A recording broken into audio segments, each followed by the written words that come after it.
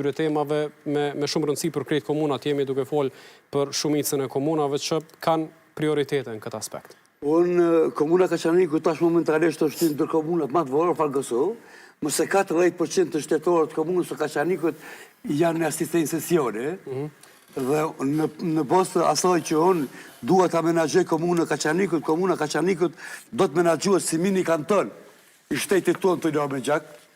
Çdo plan e komunës së Kaçanikut do të jetë pjesë e shtetorit të komunës së Kaçanikut. Çfarë forme? Me lesh të kuvendit, do të ndojmë gjithë qytetarët komunës së Kaçanikut, të fshatit të Bajnis, dhe fshatit të Kotlin, do të ndojmë mole private, dhe për fshatit të Begaz, dhe fshatit Llanis do të ndojmë mole private, do të ndojmë qytetarët Kaçanikut edhe prona se atë janë marrë për vitin 1956, do të ndojmë prona private. Çdo qytetar i komunës Kaçanikut, i cili nuk ka mundësi ekonomike me blet tokë për ndërtimin e shtëpisë, do t'i japin nga 5 orë tokë. Vendim të kuvendit komunal. Pronë komunës. Pronë komunës. Do jepni nga 5 orë. Nga 5 orë tokë vendim të kuvendit komunal. E çdo shtëpi që është ndërtu pa lije në pronë shoqërore, do t'i japin fletën poseduese me qëllim qytetarit të pajisjes në fletën poseduese që kanë ndërtuar shtëpinë dhe t'i paguajnë tatimet kuvendit komunal, me këtë rast të rritet buxheti i kuvendit komunal. Sa kryhet legalizimi i këtyre ndërtimeve? Legalizimi këtyre ndërtimeve varet nga vendimi i kuvendit që ta marrë në mandatën e ardhshëm sekretari i komunës së Kaçanikut.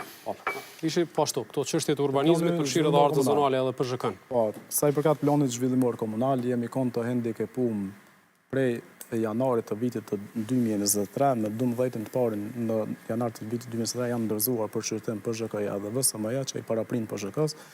Mirë po përkundër shumë herë emailave zyrtare përkundër takimeve të ndryshme, në tetor të vitit 2023 na është kthyer nga komisioni që e ka dritën e gjelbërt ky dokument, domethënë vlerësimi strategjik mjedisor që i paraprin planin zhvillimor komunal.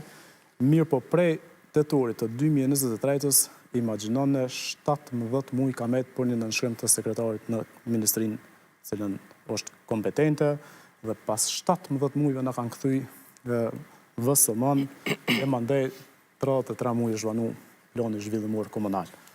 Ne e kuptojmë që mund të bëjmë gabime, edhe në VSM, edhe në PZHK. Po s'fakullet na kthejnë që këto ke gabu, e përmisojmë, e dërzojmë apet ke gabu, po problemi është që këta e kanë marrë peng VSM-n për shtë. Në që s'ju kanë tregu, as ku kene gabu? As email, veç janë arsëtu që jemi shumë ngarku, nuk mëjna përbon, i kam email ato të vazhdushme që i kena dërgu, mëjnë me qitë para kamerave, krejt këto.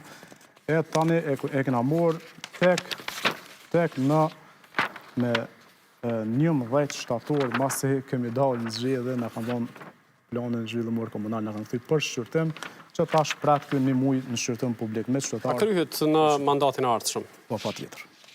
Patjetër. Se është në përfundim tash edhe veç me këshyra kemi diçka me qytetarë edhe në vlerësim edhe e qumë. Pas përfundimit procedurave të miratimit